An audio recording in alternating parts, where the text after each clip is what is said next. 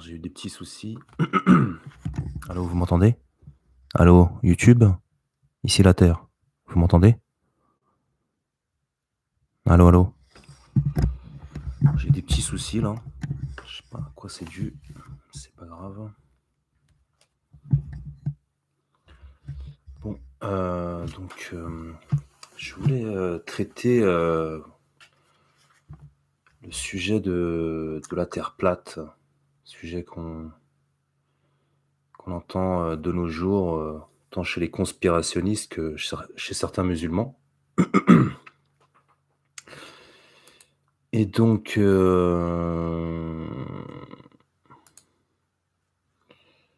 voilà, c'est un sujet qu'on entend, qui revient beaucoup sur internet.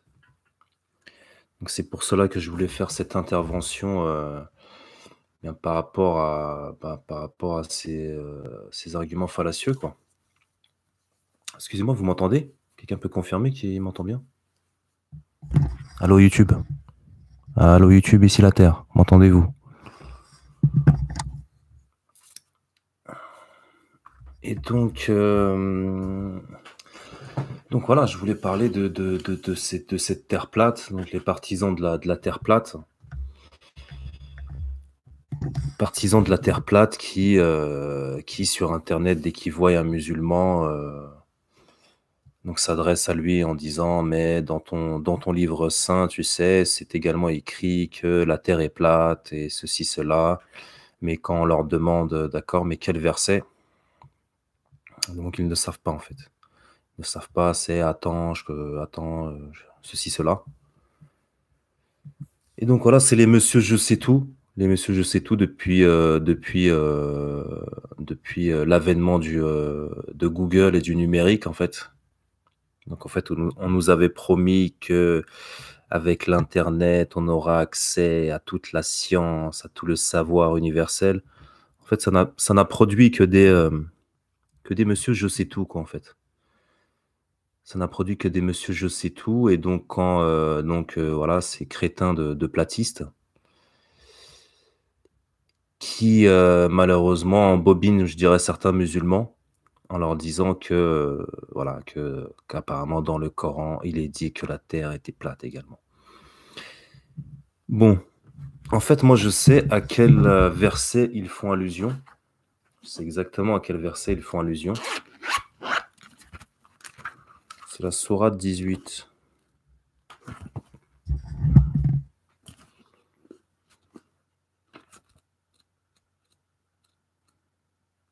Sourate 18, verset. C'est les versets 83 à. C'est exactement la sourate 18, verset 86. Et moi, je vais lire, du verset 83 au verset 90. Donc, sourate Al-Kahf, la caverne, sourate 18, verset 83 et suivant. Et il t'interroge sur Dhul-Qarnayn, dit: je vais vous en citer quelques faits mémorables. Vraiment, nous avons affermi sa puissance sur terre, et nous lui avons donné libre voie à toute chose. Il suivit donc une voie, et quand il eut atteint le couchant, il trouva que le soleil se couchait dans une source boueuse, et, auprès d'elle, il trouva une peuplade, entre parenthèses, impie. Nous dîmes: ô Dhul-Qarnayn, ou tu les châties, ou tu uses de bienveillance à leur égard. Il dit: quant à celui qui est injuste, nous le châtierons. Ensuite, il sera ramené vers son Seigneur, qui le punira d'un châtiment terrible. Et quant à celui qui croit et fait bonne œuvre, il aura en retour la plus belle récompense, et nous lui donnerons des ordres faciles à exécuter. Puis, il suivit une autre voie. Et quand il eut atteint le levant, il trouva que le soleil se levait sur une peuplade à laquelle nous n'avions pas donné de voile pour s'en protéger. Il en fut ainsi et nous embrassons de notre science ce qu'il détenait. Donc voilà, c'est ce passage-ci où il est dit, il trouva, donc Karnein, il trouva que le soleil se couchait dans une source boueuse. Donc en fait, c'est pire que la Terre plate. Là c'est vraiment, c'est le soleil qui se couche dans la Terre, quoi, en fait. En fait, c'est n'importe quoi. Donc en fait, c'est n'importe quoi, c'est une image, c'est Dul-Qarnayn qui voit, en fait. En fait, quand il se tourne, en fait, on voit, il parle du levant et du couchant. En fait, il se tourne vers le couchant, donc l'Occident.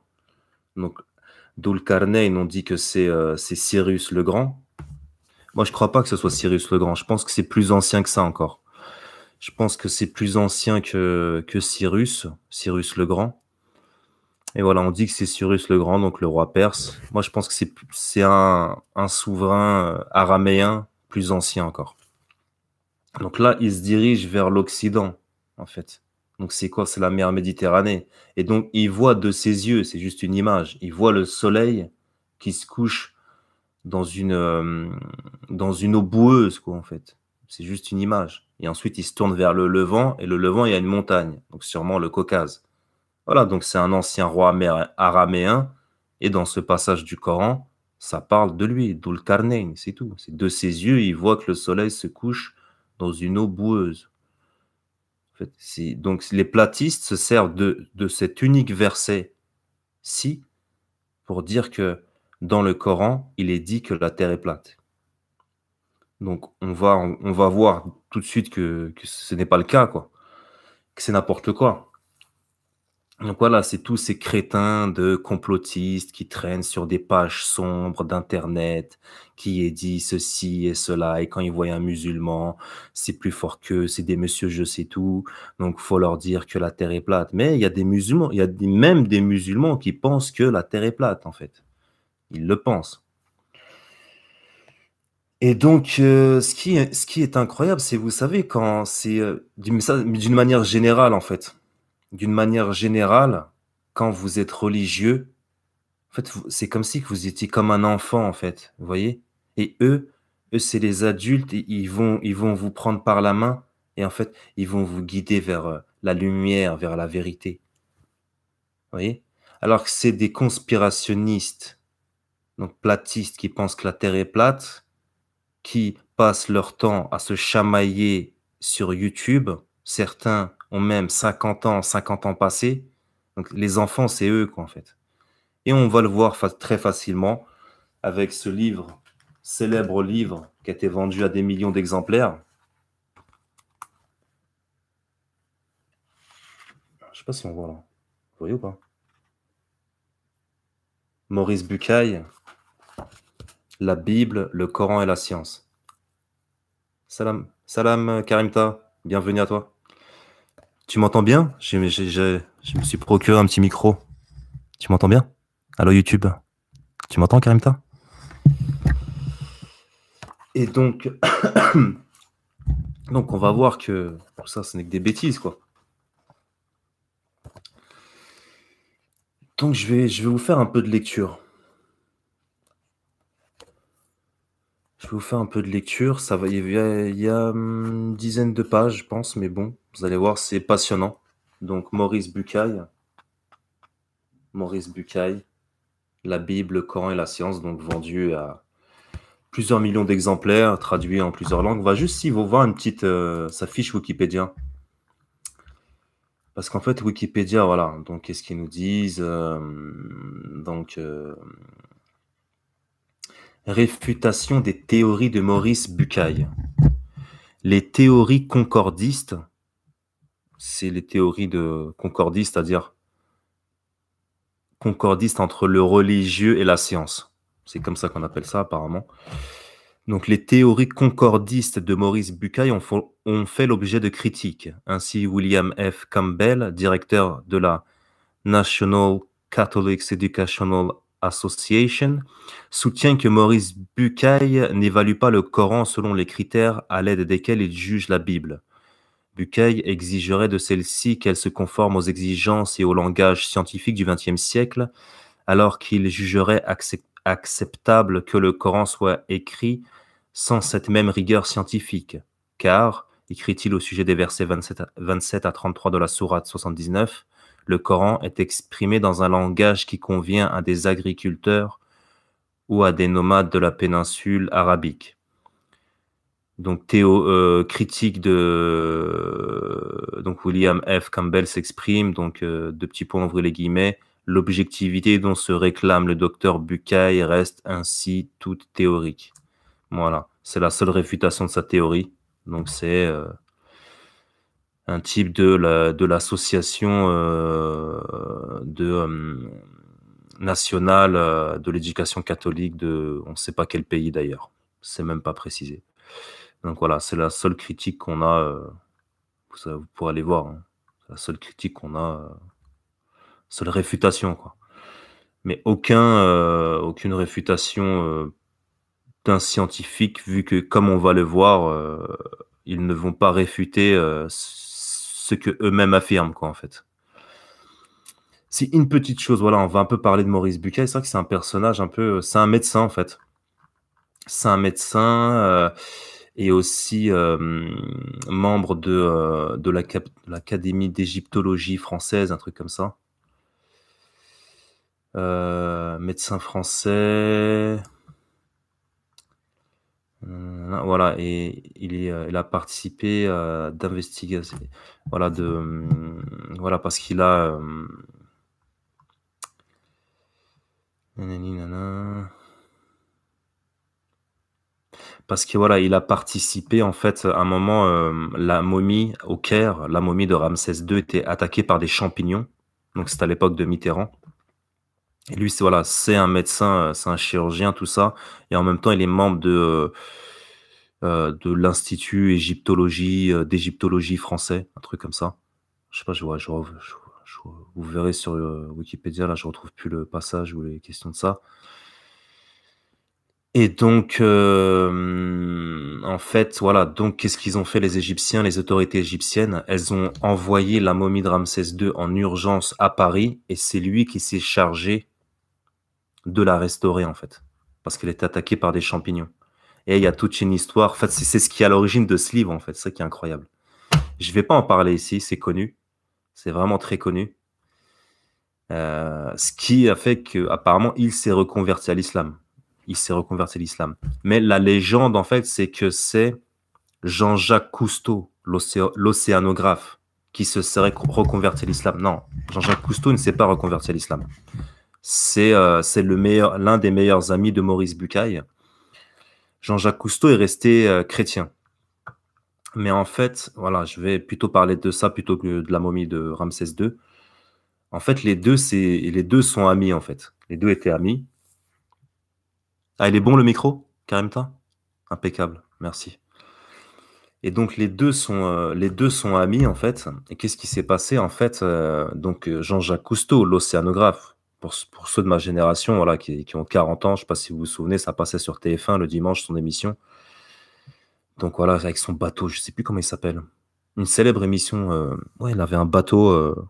Ah, je sais plus là. Et donc en fait. Qu'est-ce il s'est rendu compte de quoi, Jean-Jacques Cousteau?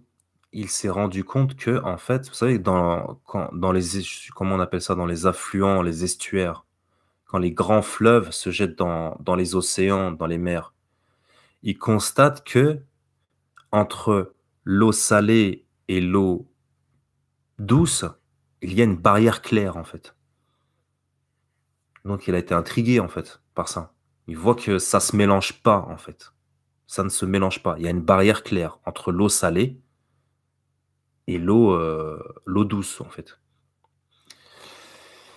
Et en fait, donc voilà, il en parle avec Maurice Bucaille. Et Maurice Bucaille, je sais pas, en fait, on ne sait pas vraiment, quoi. En fait, les deux étaient amis, quoi. Et en fait, Maurice Bucaille, je sais pas si c'est Cousteau qui a découvert ça dans le Coran ou Maurice Bucaille qui lui a dit que dans le Coran, il est question de cela. Mais voilà, en fait. En fait, je vais lire un peu le passage. Bon, ça, c'est comme ça, en fait. C'est juste en introduction, mais après, on va attaquer notre sujet. Euh, Voilà, donc ce sujet concernant Cousteau et Bucaille, en fait, sur l'eau salée qui ne se mélangerait pas à l'eau potable, quoi, en fait. Alors, donc, la Bible, le Coran et la science, aux éditions de Poche Pocket, page 310. Un autre fait d'observation concernant la mer peut être détaché de tous les versets du Coran qui lui sont consacrés, parce qu'il présente un aspect particulier. 3 versets font ainsi allusion à un certain caractère des grands fleuves lorsqu'ils se déversent dans les océans. Bien connu est le phénomène souvent rencontré du non-mélange immédiat des eaux salées des mers et des eaux douces des grands fleuves.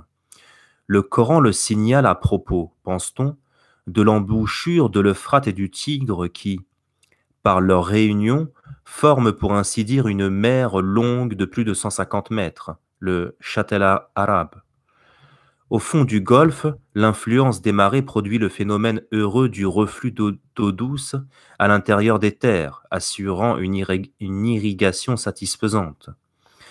Pour la bonne compréhension du texte, il faut savoir que mer, entre guillemets, en français, rend le sens général du mot arabe bahr, qui veut dire grande masse d'eau et s'applique aussi bien à l'océan qu'aux très grands fleuves, Nil, Tigre, Euphrate par exemple.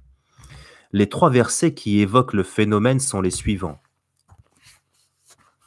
Sourate 25, verset 53. Dieu est celui qui laisse libre cours aux 2 mers. L'eau de l'une est agréable au goût, très douce, celle de l'autre est salée, saumâtre. Il a placé entre elles 2 une barrière et un barrage absolu. Sourate 35, verset 12. Les 2 mers ne sont pas identiques. L'eau de l'une est agréable au goût, très douce, agréable à boire. L'eau de l'autre est salée, saumâtre. De chacune, vous mangez une chair fraîche et vous en extrayez un ornement que vous portez. Ensuite, Sourate 55, versets 19, 20 et 22.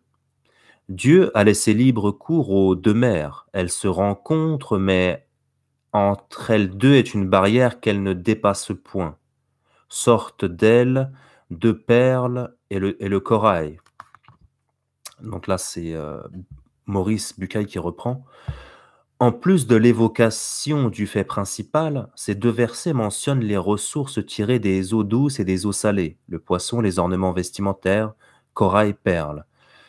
Quant au phénomène du non-mélange des eaux fluviales dans la mer à l'embouchure, il faut savoir qu'il n'est pas spécial au Tigre et à l'Euphrate, qui ne sont pas mentionnés dans le texte, mais auxquels, pense-t-on, celui-ci se réfère. Des cours d'eau à très fort débit comme le Mississippi ou le Yangtze présentent la même particularité. Le mélange des eaux ne s'opère pour eux parfois que loin au large. Voilà. Donc c'est ce sujet-là qui a ramené donc Maurice Bucaille et Jean-Jacques Cousteau, en fait, ces versets du Coran, quoi, en fait, où il est mention de ça. Mais revenons à notre sujet. Donc, je vais faire une petite lecture. Donc, en réponse, bien évidemment, on s'en fout les platistes, mais surtout les musulmans, en fait, qui pensent que dans le Coran, il est dit que la terre est plate. Voilà. Donc, on va lire Maurice Bucaille. Donc, toujours la présente édition. Page 78. Donc, organisation céleste. Ce que l'on trouve sur cette question dans le Coran concerne principalement le système solaire, mais des allusions sont faites aussi à des phénomènes dépassant le système solaire lui-même et qui ont été découverts à l'époque moderne. Deux versets très importants sont relatifs aux orbites du Soleil et de la Lune. Ce sont Sourate 21, verset 33. Dieu est celui qui créa la nuit, le jour, le soleil et la lune. Chacun de ceux-ci se déplace sur une orbite avec son mouvement propre. Sourate 36, verset 40. Il ne conviendrait pas que le soleil rejoigne la lune, ni que la nuit devance le jour. Chacun de ceux-ci se déplace sur une orbite avec un mouvement propre.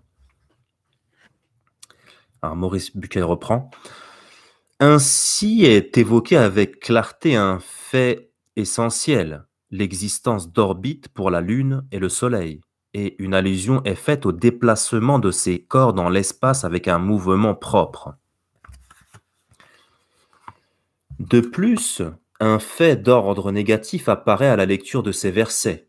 Il est indiqué que le Soleil se déplace sur une orbite sans aucune précision sur ce que cette orbite serait par rapport à la Terre. Or, on croyait, à l'époque de la révélation coranique, que le Soleil se déplaçait avec la Terre comme point fixe.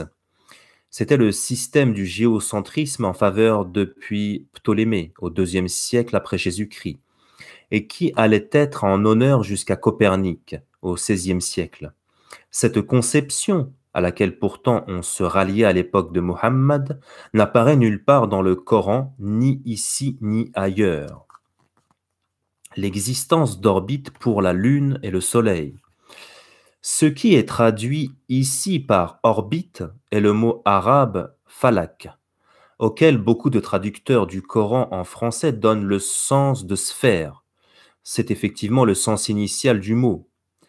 Hamidullah le traduit par orbite. Le mot a troublé les commentateurs anciens du Coran qui ne pouvaient imaginer la course circulaire de la Lune et du Soleil, et se sont alors représentés des images plus ou moins exactes ou tout à fait erronées de la course dans l'espace des deux astres. Si Hamza Boubaker cite dans sa traduction du Coran la diversité des interprétations données,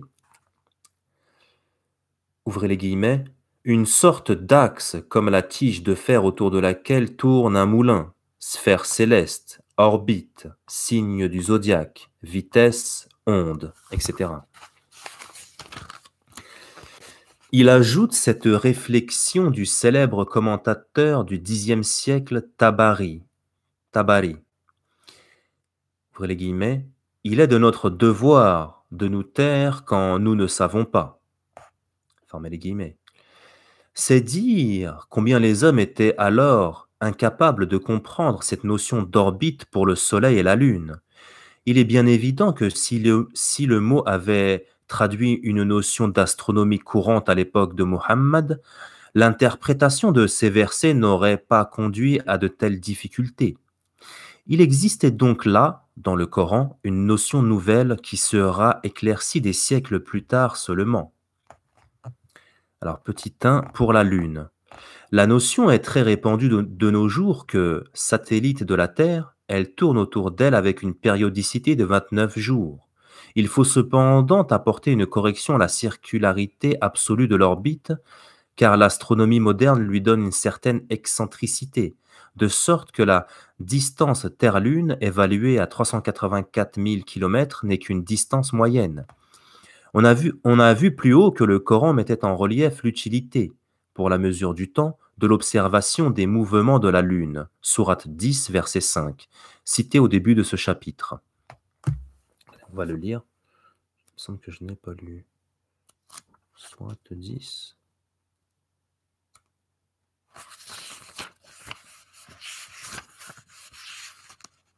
Sourate 10, verset 5. Dieu est celui qui fit du soleil une lumière et de la lune une clarté, et pour celle-ci détermina des phases pour que vous connaissiez le nombre des années et le calcul du temps. Dieu n'a créé cela qu'en toute vérité. Il expose en détail les signes pour qui sait.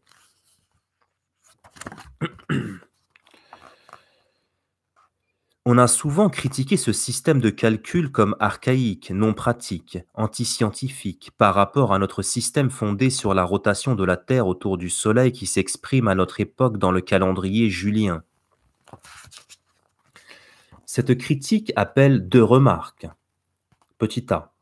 Le Coran s'adressait, il y a près de 14 siècles, aux habitants de la péninsule arabique, qui avaient en usage le calcul lunaire du temps.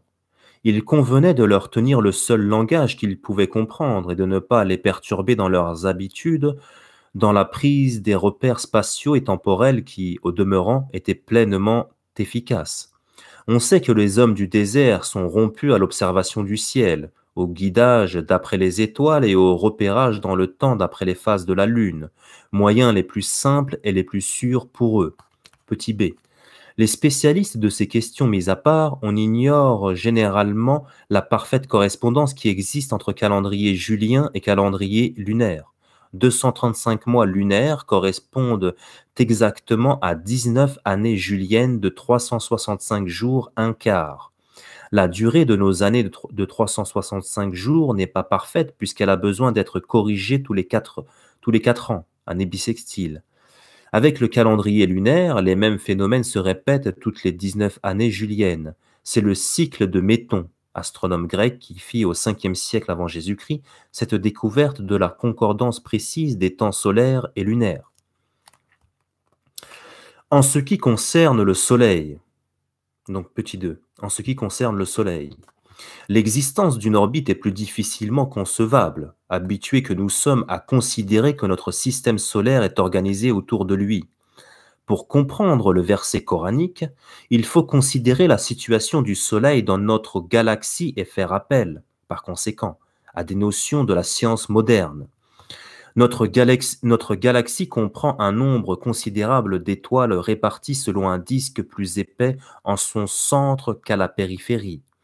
Le Soleil y occupe une position éloignée du centre du disque.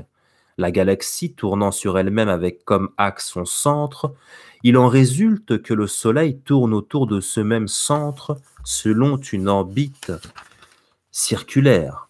L'astronomie moderne en a calculé les éléments. Le Soleil a été estimé par Shapley en 1917, distant du centre de la galaxie de 10 km/s, soit en kilomètres approximativement le chiffre 3 suivi de 17 zéros. Pour tourner complètement sur elle-même, la galaxie met à peu près 250 millions d'années et, dans ce mouvement, le Soleil se déplace à une vitesse approximative de 250 km à la seconde. Tel est le mouvement orbital du Soleil annoncé par le Coran il y a près de 14 siècles et dont la démonstration de l'existence et les coordonnées sont une acquisition de l'astronomie moderne. L'allusion au déplacement de la Lune et du Soleil dans l'espace avec un mouvement propre. L'allusion au déplacement de la Lune et du Soleil dans l'espace avec un mouvement propre. Cette notion n'apparaît pas dans les traductions du Coran faites par des hommes de lettres qui, ignorant de l'astronomie, ont traduit le mot arabe exprimant ce déplacement par un des sens du mot qui est nager, et cela aussi bien dans des traductions françaises que dans la traduction anglaise, par ailleurs si remarquable, de Youssouf Ali. Le mot arabe faisant allusion à un déplacement avec un mouvement propre est le verbe sabaha, entre parenthèses, yasbahuna, dans le texte des 2 versets. Tous les sens du verbe impliquent un déplacement associé à un mouvement propre du corps qui se déplace. C'est nager si le déplacement a lieu dans l'eau. C'est se déplacer par le mouvement de ses propres jambes si le déplacement est terrestre. Pour un déplacement dans l'espace, on ne voit guère comment rendre l'idée impliquée par ce mot sinon en employant le sens primitif. De cette manière, il ne semble pas qu'un contresens ait été fait, pour les raisons suivantes. La Lune fait son mouvement de rotation sur elle-même dans le même temps où elle accomplit une révolution autour de la Terre, soit en 29 jours et demi environ, de sorte qu'elle présente toujours la même face à notre vue. Le Soleil tourne sur lui-même en 25 jours environ, Il existe quelques particularités de rotation pour l'équateur et les pôles, sur lesquelles on ne saurait ici insister.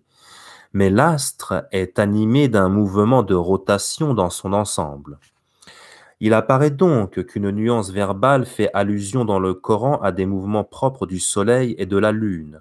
Ces mouvements des deux corps célestes sont confirmés par les données de la science moderne, et on ne conçoit pas qu'un homme du 7e siècle de notre ère, si savant fut-il à son époque, ce qui n'était pas le cas de Muhammad, aurait pu les imaginer. On oppose parfois à cette vue certains exemples de grands penseurs de l'Antiquité qui ont incontestablement annoncé certains faits que la science moderne a reconnus exacts. Ils ne pouvaient d'ailleurs guère s'appuyer sur la déduction scientifique et procédaient davantage par raisonnement philosophique. On avance ainsi souvent le cas des pythagoriciens qui défendaient, au VIe siècle avant Jésus-Christ, la théorie de la rotation de la Terre sur elle-même et le mouvement des planètes autour du Soleil, théorie que confirmera la science moderne. Si l'on fait un rapprochement avec le cas des pythagoriciens, il est aisé de lancer l'hypothèse de Mohammed, penseur génial qui aurait de lui-même imaginé ce que la science moderne découvrirait des siècles après lui. Ce faisant, on oublie tout simplement de citer les autres aspects de la production intellectuelle de ces génies du raisonnement philosophique et de mentionner les erreurs de grande taille qui émanent leurs œuvres. C'est ainsi qu'on ne doit pas oublier que les pythagoriciens défendaient aussi la théorie de la fixité du Soleil dans l'espace, qu'ils en faisaient le centre du monde, ne concevant d'organisation céleste qu'autour de lui. Il est courant de trouver chez ces grands philosophes antiques un mélange d'idées justes et d'idées fausses sur l'univers. L'éclat que confèrent à de telles œuvres humaines les conceptions avancées qu'elles ont pu contenir ne doit pas faire oublier les concepts erronés qu'elles nous ont également légués. C'est, du seul point de vue de la science, ce qui les sépare du Coran, dans lequel de multiples sujets sont évoqués en rapport avec les connaissances modernes, sans qu'une seule affirmation puisse y être trouvée en contradiction avec ce que la science de notre époque a établi. La succession des jours et des nuits. À une époque où l'on considérait que la Terre était le centre du monde et que le Soleil était mobile par rapport à elle, quel être humain n'aurait pas évoqué le mouvement du Soleil à propos de la succession des jours et des nuits? Or, une telle évocation n'apparaît pas dans le Coran, qui traite de ce sujet comme suit. Sourate 7, verset 54. Dieu couvre le jour de la nuit qui le poursuit en hâte. Sourate 36, verset 37. Un signe pour eux, les humains, est la nuit. Nous en dépouillons le jour quand ils sont dans les ténèbres. Sourate 31, verset 29. N'as-tu pas vu que Dieu fait pénétrer la nuit dans le jour et qu'il fait pénétrer le jour dans la nuit? Sourate 39, verset 5. Il enroule la nuit sur le jour et il enroule le jour sur la nuit. Le premier verset ne nécessite pas de commentaire. Le deuxième verset veut donner simplement une image. Ce sont principalement les troisième et quatrième versets qui peuvent présenter un intérêt en ce qui concerne le processus de pénétration et surtout d'enroulement de la nuit sur le jour et du jour sur la nuit. Sourate 39, verset 5. Enrouler paraît être, comme dans la traduction de R. Blacher, la meilleure façon de traduire en français le verbe arabe kawwara. La signification primitive de ce verbe est rouler en spirale un turban sur la tête. Dans tous les autres sens, la notion d'enroulement est conservée. Or, que se passe-t-il en réalité dans l'espace? Comme les astronautes américains l'ont bien vu et photographié de leurs véhicules spatiaux, en particulier à grande distance de la Terre, depuis la Lune par exemple, le Soleil éclaire en permanence, éclipse exceptée, la demi-sphère terrestre placée en regard de lui tandis que l'autre demi-sphère reste dans l'obscurité. La Terre tournant sur elle-même alors que l'éclairage reste fixe, une zone éclairée en forme de demi-sphère fait en 24 heures sa rotation autour de la Terre, tandis que la demi-sphère restée dans l'obscurité accomplit durant le même temps le même périple. Cette ronde incessante du jour et de la nuit est parfaitement décrite par le Coran. Elle est aisément accessible de nos jours à la compréhension humaine puisque nous avons la notion de la fixité relative du Soleil et de la rotation de la Terre. Ce processus d'enroulement permanent avec pénétration continuelle d'un secteur par l'autre est exprimé dans le Coran, comme si l'on avait conçu à l'époque la rotondité de la Terre, ce qui n'est évidemment pas le cas. Il faut rattacher à ces considérations sur la succession des jours et des nuits les évocations par certains versets coraniques de la pluralité des Orients et des Occidents, dont l'intérêt n'est que descriptif, car ces phénomènes peuvent relever de l'observation la plus banale. Ils sont mentionnés ici dans le dessein de reproduire aussi complètement que possible ce que le Coran contient à ce sujet. Ce sont par exemple, dans la sourate 70, verset 40, l'expression « Seigneur des Orients et des Occidents ». Dans la sourate 55, verset 17, celle-ci « Seigneur des deux Orients et des deux Occidents ». Dans la sourate 43, verset 38, l'évocation de la distance des deux Orients, image pour exprimer l'immensité d'une distance entre deux points. L'observateur des levées et des couchers de soleil sait bien que le soleil se lève en des points différents de l'Orient et se couche en des points différents de l'Occident selon les saisons. Des repères pris à chacun des horizons définissent des points extrêmes marquant deux Orients et deux Occidents, entre lesquels se placent tout au long de l'année des points intermédiaires. Le phénomène décrit ici est pour ainsi dire banal, mais ce qui mérite principalement de retenir l'attention est ce qui se rapporte aux autres sujets envisagés dans ce chapitre où la description des phénomènes astronomiques évoqués dans le Coran apparaît conforme aux notions modernes. Évolution du monde céleste.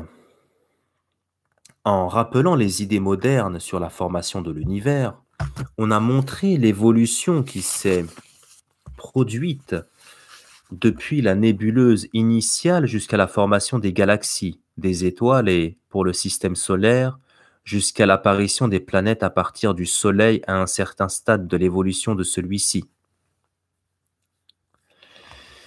Ça, c'était le chapitre auparavant, en fait, que je n'ai pas lu là. Mais en fait, qu'est-ce qu'il dit? C'est pareil. Il dit qu'en fait, ce que dit le Coran ne va pas à l'encontre des conceptions modernes actuelles sur le Big Bang. Voilà, mais je n'ai pas lu ça. C'est le chapitre précédent, en fait. Je reprends. Les données modernes permettent de penser que, dans le système solaire et dans l'univers plus généralement, une évolution se poursuit encore.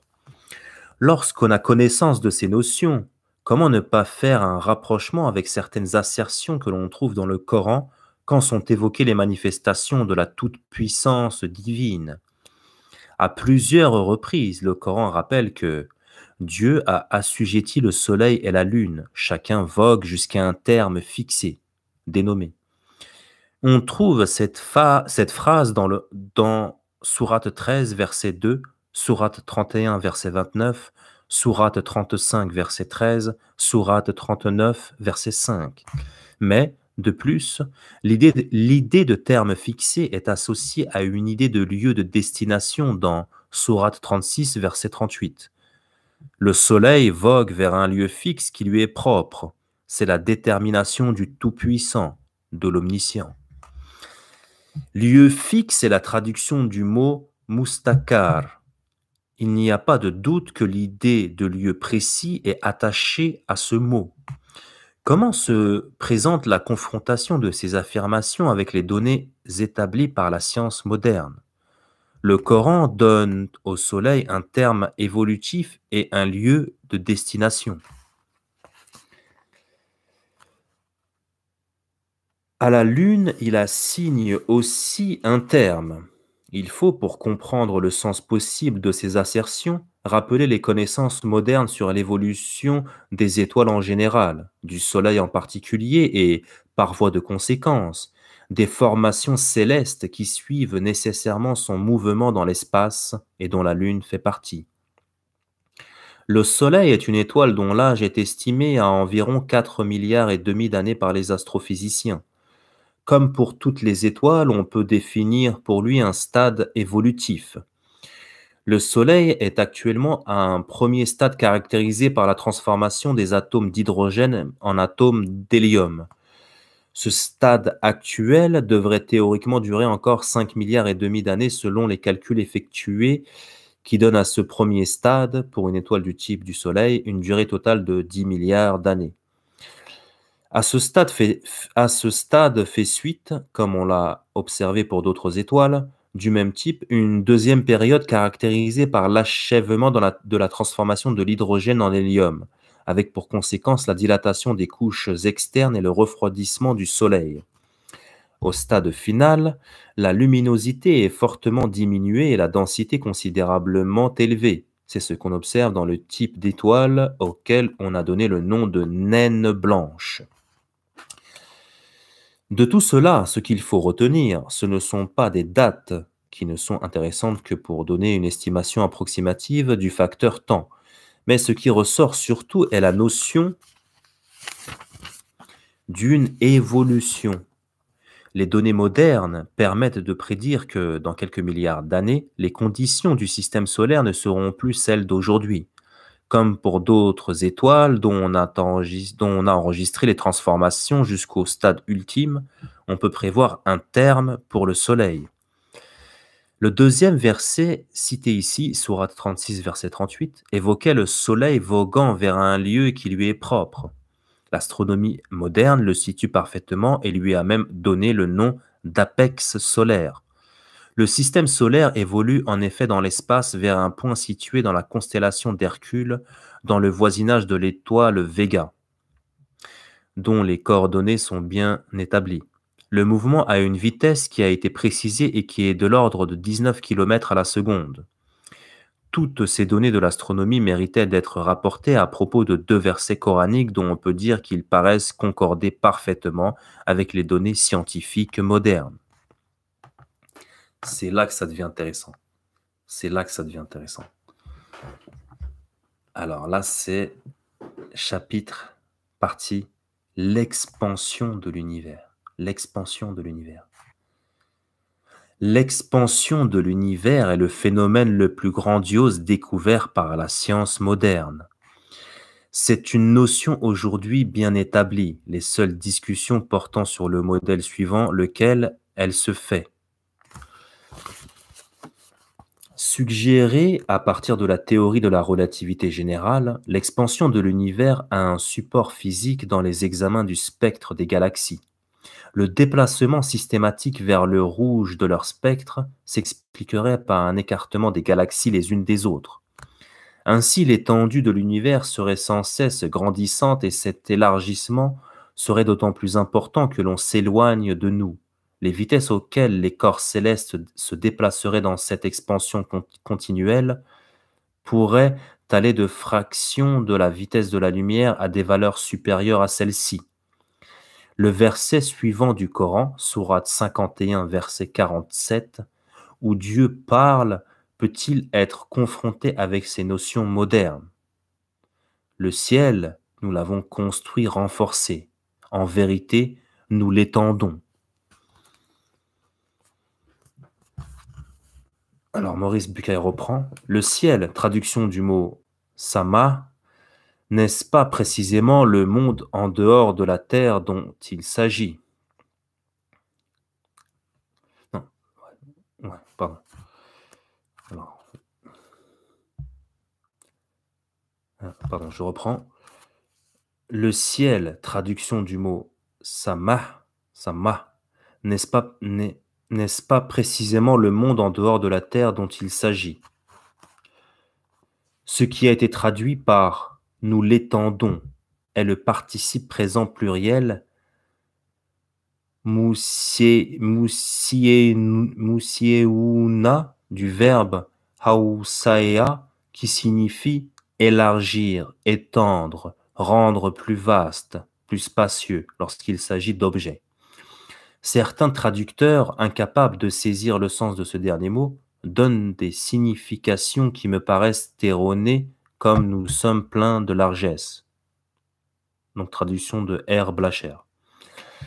D'autres auteurs devinent la signification mais n'osent pas se prononcer. Hamidullah, dans sa traduction du Coran, parle d'élargissement du ciel, de l'espace, mais avec un point d'interrogation.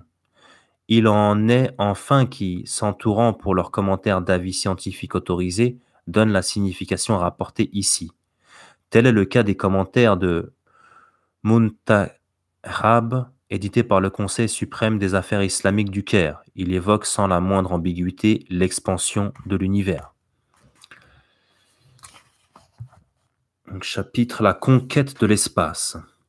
3 versets du Coran méritent, de ce point de vue, de retenir toute l'attention. L'un exprime de manière non ambiguë ce qu'il appartiendra aux hommes de réaliser dans ce domaine et qu'ils réaliseront. Dans les 2 autres versets, Dieu évoque à l'intention des infidèles de la Mecque l'étonnement qui serait le leur s'ils pouvaient s'élever vers le ciel, faisant allusion à une hypothèse qui, elle, ne sera pas suivie d'effet pour ces derniers. Le premier verset est le verset 33 de la sourate 55. « Peuple des esprits et des êtres humains, si vous pouvez pénétrer à l'opposé des régions des cieux et de la terre, pénétrez-y, mais vous n'y pénétrerez qu'avec un pouvoir. » La traduction donnée ici nécessite quelques commentaires explicatifs. Petit a. Le mot français « si » exprime dans notre langue une condition qui relève aussi bien d'une éventualité que d'une hypothèse réalisable ou d'une hypothèse non réalisable. La langue arabe est capable de nuancer la condition d'une manière beaucoup plus explicite. Il y a un mot pour exprimer l'éventualité, iddah, un autre pour exprimer l'hypothèse réalisable, in, un troisième pour introduire l'hypothèse non réalisable, là-haut. Le verset considéré envisage qu'il s'agit d'une hypothèse réalisable exprimée par in. Le Coran évoque donc ici la possibilité matérielle de la réalisation concrète.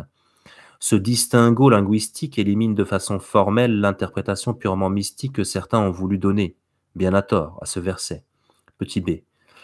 Dieu s'adresse aux esprits, djinn, et aux êtres humains, ins, et non pas à des figures allégoriques essentiellement. Petit c. Pénétrer à l'opposé, entre guillemets, est la traduction du verbe nafatha, suivi de la préposition min, qui, selon le dictionnaire de Kazimierski, signifie pénétrer, traverser d'outre en outre et sortir de l'autre côté d'un corps. Il se dit d'une flèche qui sort par le côté opposé, par exemple. Il évoque donc la pénétration profonde et la sortie à une autre extrémité des régions considérées. D, petit d. Le pouvoir, sultan, qu'auront les hommes de réaliser cette entreprise paraît être un pouvoir émanant du Tout-Puissant. Il n'est pas douteux que ce verset indique la possibilité qu'auront un jour les hommes d'effectuer ce que nous appelons, à notre époque, peut-être assez improprement, la conquête de l'espace. Il faut remarquer que les textes coraniques envisagent non seulement la pénétration à travers les régions des cieux, mais aussi celle à travers les régions de la terre, c'est-à-dire l'exploration des profondeurs. Les 2 autres versets sont extraits de la sourate 15, versets 14 et 15. Dieu parle des infidèles de la Mecque, comme le contexte de ce passage de la sourate l'indique. Si nous ouvrions pour eux une porte du ciel et qu'ils continuent par elle à y monter, ils diraient « Nos regards ne sont que troublés, ou plutôt nous sommes des gens ensorcelés. » C'est l'expression de l'étonnement devant un spectacle inattendu, différent de celui que l'homme pouvait imaginer. Ce verset est suivi d'une invitation à reconnaître les bienfaits de Dieu. C'est le sujet de toute la sourate. La phrase conditionnelle est introduite ici par le mot « lao », qui exprime une hypothèse qui ne sera jamais suivie de réalisation pour ceux que ce passage concerne. On se trouve donc, à propos de la conquête de l'espace, en présence de deux passages du texte coranique, dont l'un fait allusion à ce qui se réalisera un jour grâce au pouvoir que Dieu donnera à l'intelligence et à l'ingéniosité humaine, et l'autre évoque un événement que ne vivront pas les infidèles de la Mecque, d'où le caractère de condition qui ne sera pas réalisé. Mais l'événement sera vécu par d'autres, comme le premier verset cité le laisse supposer. Il donne la description des réactions humaines devant le spectacle inattendu qui sera donné aux voyageurs de l'espace. Regard troublé, impression d'être ensorcelé. C'est bien ainsi que les astronautes ont vécu cette prodigieuse aventure depuis 1961, date du premier vol humain autour de la Terre. On sait, en effet, que lorsqu'on se trouve au-delà de l'atmosphère terrestre, le ciel n'apparaît nullement avec son image d'azur offerte aux terriens, et qui est le résultat des phénomènes d'absorption de la lumière solaire par les couches de l'atmosphère. L'observateur humain placé dans l'espace au-delà de l'atmosphère terrestre voit le ciel noir et la Terre lui apparaît enveloppée d'un halo de couleur bleuâtre dû au même phénomène d'absorption lumineuse par l'atmosphère terrestre, alors que la Lune, elle, qui n'a pas d'atmosphère, apparaît avec ses couleurs propres sur le fond noir du ciel. C'est donc un spectacle entièrement nouveau pour l'homme qui se présente à lui dans l'espace, spectacle dont les photographies sont devenues classiques pour les hommes de notre temps. Là encore, lorsqu'on confronte le texte coranique et les données modernes, comment n'être pas impressionné par les précisions dont on ne peut supposer qu'elles aient émané de la pensée d'un homme qui vécut il y a près de 14 siècles. Donc voilà, je crois que c'est clair. Donc, qu'est-ce qu'on pourrait dire donc voilà, donc déjà Maurice Bucaille en fait n'aborde même pas la question de la Terre plate. Vu ce qui est dit, je veux dire, parler de la Terre plate pour essayer de réfuter cette idée, c'est complètement idiot, quoi. Le Coran, il parle de l'expansion de l'univers. Quelle Terre plate? Vous voyez, on en est même pas, on en est pas là, quoi, en fait. On s'amuse même pas à réfuter ce genre d'argument débile, quoi, stupide. Et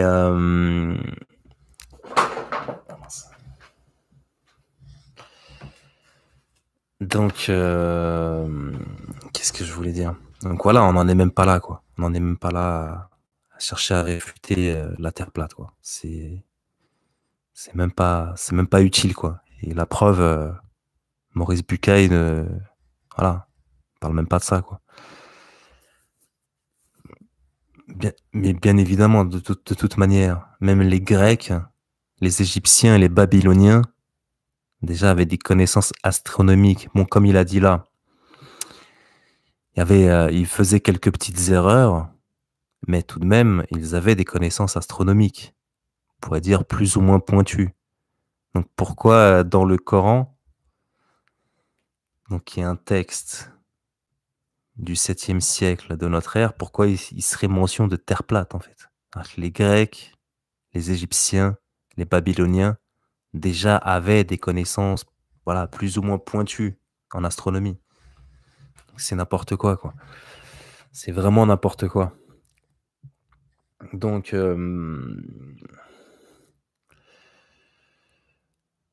voilà, donc c'est ces gens qui voilà qui veulent prendre les croyants par la main. En fait, vous voyez, nous on est des enfants. Voilà, eux c'est des adultes. Ils vont nous prendre par la main et ils vont nous guider en fait. Ils vont nous emmener voilà sur le chemin de la vérité quoi en fait. Donc voilà, donc c'est n'importe quoi alors que voilà, on voit très bien le genre de personnage, hein. C'est des gens qui traînent sur des pages sombres d'internet et voilà, des monsieur je sais tout. Ensuite, ils se chamaillent entre eux sur YouTube. Voilà. Voilà, c'est les enfants, c'est eux, quoi. Voilà, c'est toujours ce truc-là, là, d'inversion accusatoire. Vous voyez? Donc en fait, donc Maurice Bucaille, donc comme je disais, n'aborde même pas n'aborde même pas ce sujet de Terre plate, quoi. C'est inutile, quoi, bien évidemment. Bah oui, bah, il est question d'expansion de l'univers carrément dans le Coran, d'expansion de l'univers. Et voilà, c'est voilà, c'est réfuter ce genre d'argument. Voilà, c'est sans intérêt. Je sais même pas s'il y a pensé même en fait. Je sais même pas s'il y a pensé. Et donc, comme je disais tantôt, le passage dont se servent les platistes, sans même le nommer, parce que quand on leur demande c'est quel verset où il est dit que la Terre est plate, c'est la sourate 18, là, verset, donc on a dit 83, je crois, où il est question de Dul Carney. C'est les yeux de Dul Carney qui voient que le soleil se couche dans une mare boueuse. C'est Dul Carney qui voit ça. C'est juste une image, en fait. Vous voyez ce que je veux dire? Donc, voilà. Et c'est d'autant plus une image qu'en fait le Coran s'adresse à des Bédouins, donc à des Arabes du désert. Donc faut parler leur langue, quoi, je dirais. Vous voyez? Faut s'exprimer un peu avec leurs termes aussi, quoi, en fait. Donc voilà, est descendu sur ces Bédouins, donc ces Arabes du désert, au 7e siècle de notre ère. Et par la même occasion aussi, je vais répondre, en fait, bon là, c'est une chose qui n'a pas de rapport avec le sujet là que je traitais.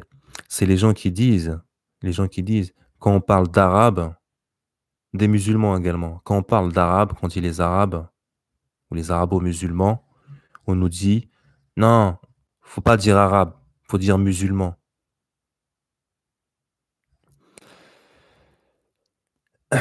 Et, mais la révélation est descendue sur les Arabes, en fait. Vous voyez?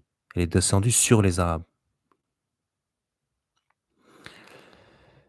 Et voilà, il y a rien de mal à dire ça. La révélation est descendue sur les Arabes. C'est un message à portée universelle, mais qu'on le veuille ou non, c'est descendu sur les Arabes. C'est comme ça.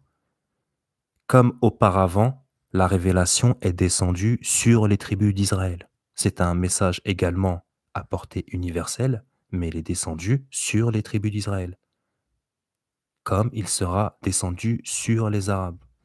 Voilà, il fait ce qu'il veut en fait, mais c'est un message à portée universelle. C'était juste une petite parenthèse comme ça. Donc voilà, donc cette idée de terre plate, c'est totalement ridicule. Donc voilà, moi j'appelle, je dirais aux musulmans, voilà, faites attention à ces idées-là, quoi. En fait, dans le Coran, il n'est pas question de ça, quoi. Pas du tout. Pas du tout, du tout, du tout, du tout. Pas du tout. Faut pas écouter, faut se méfier d'Internet. Faisons très attention à Internet et des gens là, ces petits monsieur je sais tout qui pullulent sur le web. Voilà. Et donc, de quoi je voulais, qu'est-ce que je voulais, sur quoi je voulais conclure? Voilà, aussi, voilà, je voulais conclure sur une chose. Je voulais conclure sur le fait que, en fait, voilà, il y a aussi un argument qu'on entend souvent, c'est que, de la part de non-musulmans qui disent que, ouais, les musulmans, quoi, les musulmans, en gros, ils sont marrants, quoi. Ils pensent que le Coran, donc leur texte saint, n'a pas été modifié avec le temps. En fait, contrairement à la Bible, je ne dénigre pas la Bible, hein. Moi, je suis un lecteur de la Bible. Mais la Bible, c'est des centaines de livres différents. Des centaines, non, peut-être pas. Je sais pas exactement. Je dirais c'est 100 livres différents. Vous voyez? Entre l'Ancien Testament et le Nouveau Testament.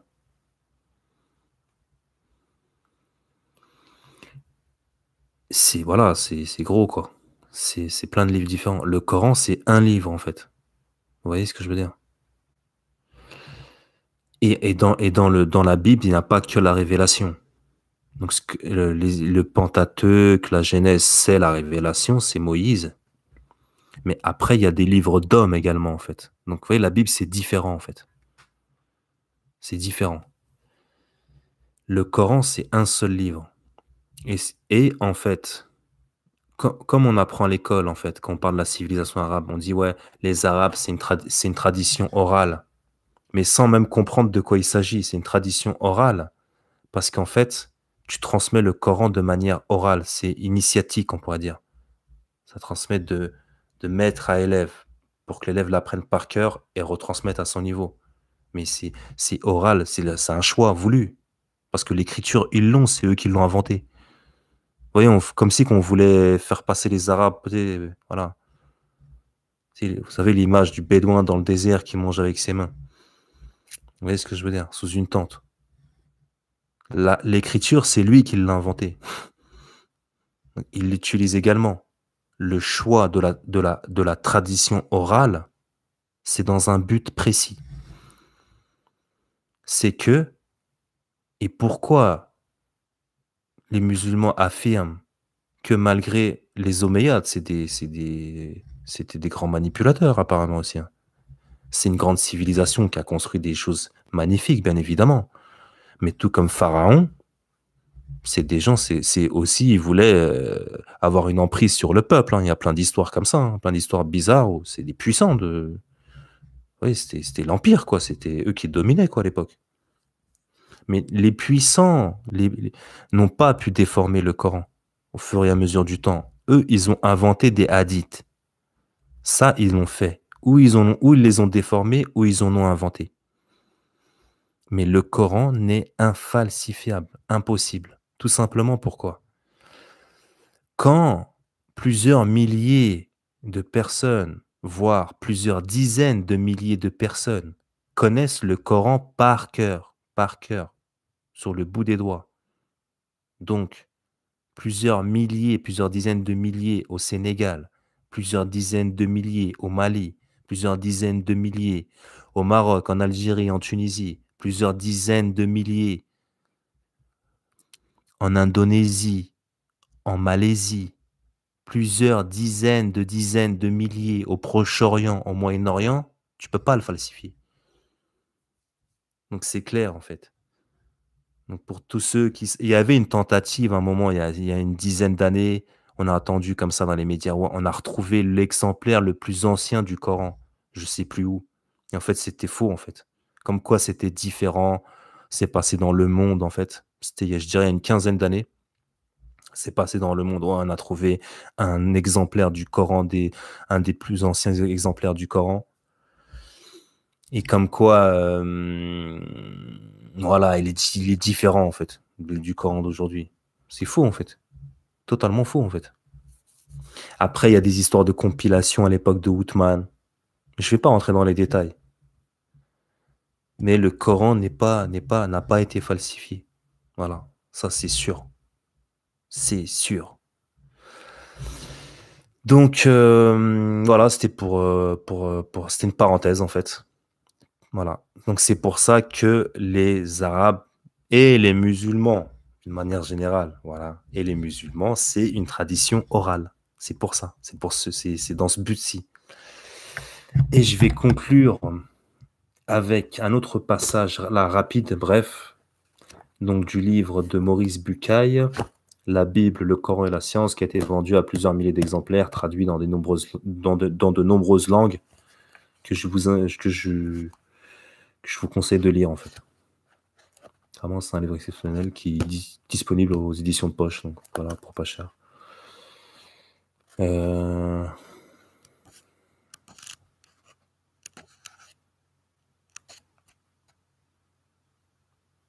Voilà, c'est un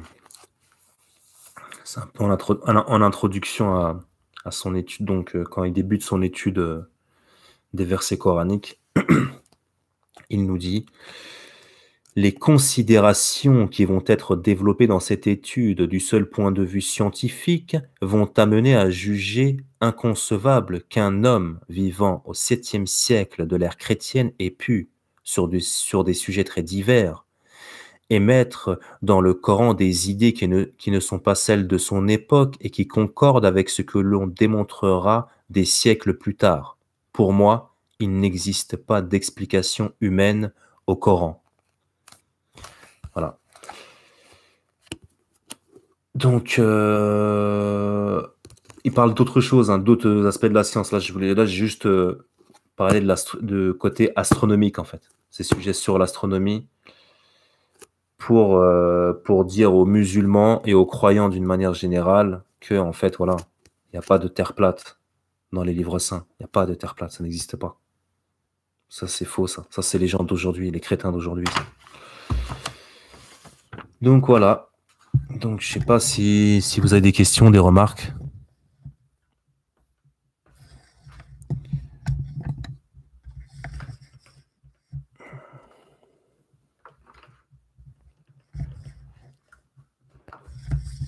T'es sérieuse avec ta question, Karimta?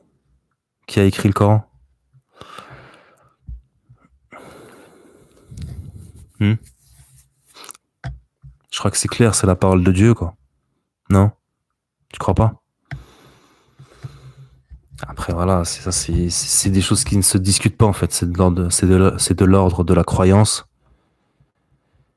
Et comme on va dire, quand un athée veut convaincre un croyant que ce qu'il pense est faux, vous voyez, c'est des sujets, je veux dire, un athée ne pourra pas convaincre un croyant que Dieu n'existe pas, et finalement, un croyant ne pourra pas convaincre un athée que Dieu existe. Vous voyez ce que je veux dire? C'est de l'ordre de la croyance.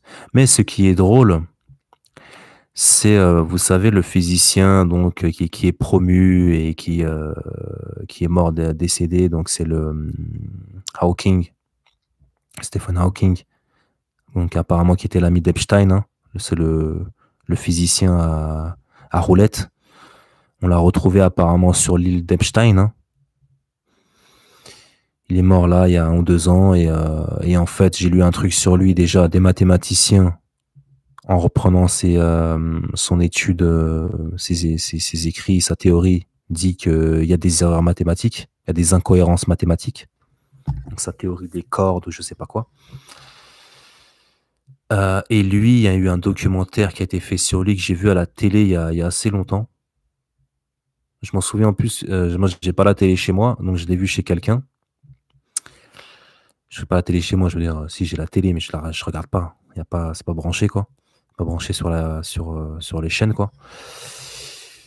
Et donc, je l'avais vu chez quelqu'un, justement, et en fait, c'est incroyable. Donc, pendant 1h30, il nous parle, ouais, théorie des cordes, ouais, Hawking, il est génial, quel génie. Et à la fin, qu'est-ce que ça nous dit?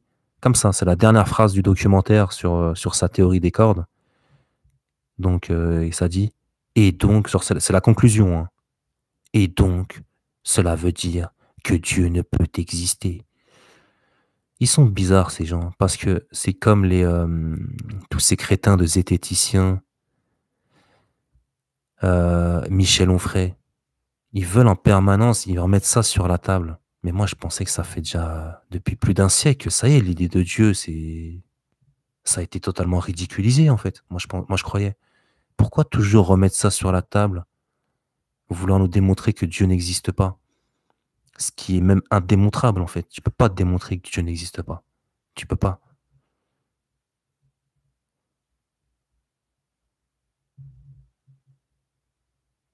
Par contre, là, Maurice Bucaille, il nous démontre que Dieu existe.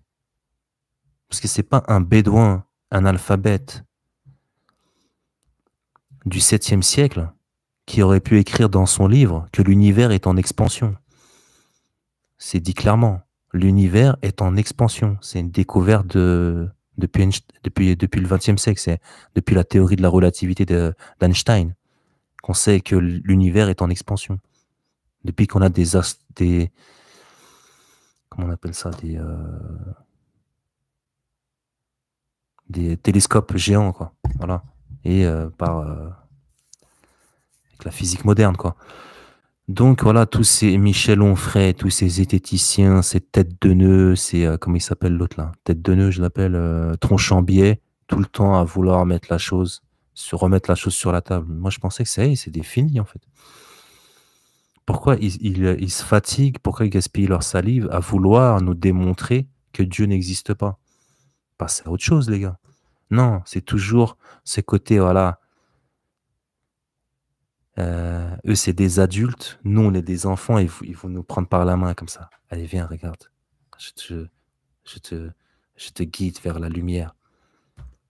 Passez à autre chose les mecs, passez à autre chose. Cherchez pas à nous convaincre que je sais pas quoi et que dans notre livre saint, il est écrit que la terre, elle est plate. Voilà. C'est ridicule quoi, mais j'ai pourquoi même en fait? Crois ce que tu veux, moi je crois ce que je veux en fait. Moi je t'impose même pas. Je t'impose même pas ce que je pense. Moi, c'est mes croyances. Après, on peut parler d'autres choses. On peut parler politique, on peut parler philosophie, parler d'histoire. Il y a pas de souci. Ça, c'est autre chose. Voilà, bref. Alors, quelle différence entre un athée et un agnostique? Agnostique, je vois pas trop ce que ça signifie. Je crois que c'est quelqu'un qui pourrait dire c'est, je suis pas sûr, hein, je suis pas sûr, rime, hein, de ma réponse, mais je crois que l'agnostique, c'est celui peut-être qui est entre l'athée et le croyant. C'est lui qui hésite, qui n'a pas fait son choix pour l'instant. Bah écoute, je vérifierai et je te dirai ça, je te dirai ça sur la prochaine fois. Bah écoutez, merci beaucoup. Merci Rim. Merci à tous. Et bah passez une bonne soirée. Au revoir.